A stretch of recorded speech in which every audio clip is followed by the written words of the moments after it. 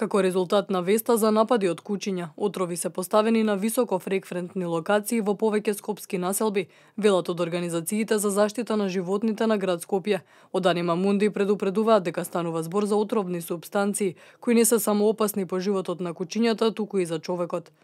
Животните не се закана во Скопје, ниту во нашата држава. Издвоените случаи како овој не смеат да бидат третирани со сензационализам. За природата на животните не смее да говори исклучокот. Кучето било и ќе биде човеков најверен пријател. Животните не се криви што завршиле на улица и нема да ги снема со убивање, туку само исклучиво со масовна стерилизација на бездомните и во споставување на контрола врз причинителот број 1 за нивното постоење, неодговорното чување, неконтролираното размножување, фрлањето на милениците на улица.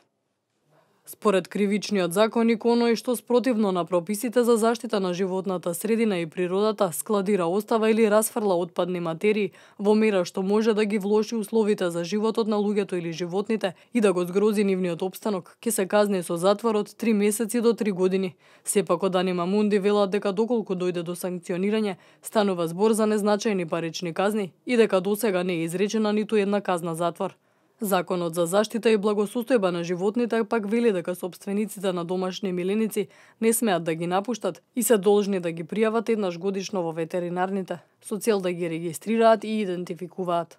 Од Општина Центар Викендов објавија телефонски броеви на кои граѓаните можат да пријават доколку забележат расфрлан отров: 070-424-685 и 075-437-068. Во меѓувреме и градоначалникот на Општина Центар Саша Богдановиќ соопшти дека ќе се засилат патролите и контролите против фрлање отрови, но засега нема информации за уапсени лица.